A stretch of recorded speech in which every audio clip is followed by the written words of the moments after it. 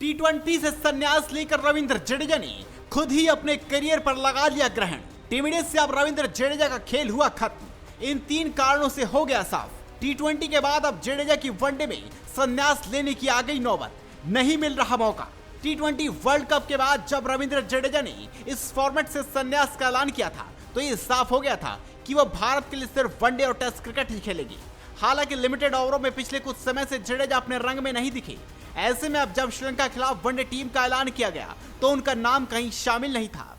नए कोच गौतम गंभीर के नेतृत्व में अब भारतीय टीम भविष्य के लिए तैयार करने की कवायद शुरू हो चुकी है। यही कारण है कि रियान पराग और हर्षित राणा जैसे खिलाड़ियों को स्क्वाड में रखा गया है। ऐसे में सवाल ये उठता है कि क्या रविंद्र जडेजा का वनडे फॉर्मेट में करियर खत्म हो गया और उनकी वापसी के सारे रास्ते बंद हो गए। चलिए समझते हैं इन 3 कारणों से। पहला कारण, तीनों फॉर्मेट में खेलने का लालच ले डूबा। पिछले 1 दशक से रविंद्र जडेजा टीम इंडिया के नंबर 1 स्पिन ऑलराउंडर रहे। उन्होंने लगातार भारत के लिए गेंदबाजी और बल्लेबाजी और फील्डिंग में अपना कमाल का खेल दिखाया, लेकिन बीते 1 साल से वो अपनी लय में नहीं दिख रही। खास तौर से लिमिटेड ओवरों में वो बेअसर साबित हो रहे थे। लेकिन अब वो लगातार टीम इंडिया के लिए तीनों फॉर्मेट में खेलने के कारण वो संतुलन को बरकरार नहीं रख पाए, जिसके कारण अब उनका सफेद बॉल क्रिकेट में करियर अंत की तरफ आ गया है। दूसरा कारण, गेंदबाजी और बल्लेबाजी की धार खत्म। पिछले महीने खत्म हुए टी20 वर्ल्ड कप में रविंद्र जडेजा पूरे टूर्नामेंट में टीम इंडिया के लिए मैदान पर उतरे। इस दौरान जडेजा ने 8 मैचों में गेंदबाजी की और सिर्फ 1 ही विकेट ले पाए। बल्लेबाजी में वो केवल 35 रन ही बना सके।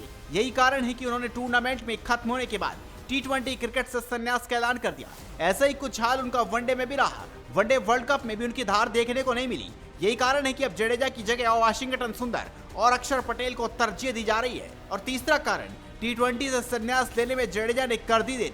लगातार खराब फॉर्म में चल रहे रविंद्र जडेजा ने शायद टी20 क्रिकेट से संन्यास लेने में देरी कर दी। लिमिटेड ओवर क्रिकेट में जडेजा बुरी तरह से एक्सपोज हो गए थे। इसके साथ साथ अक्षर पटेल और वाशिंगटन सुंदर भी अपनी दावेदारी को मजबूत करने में लगे रहे।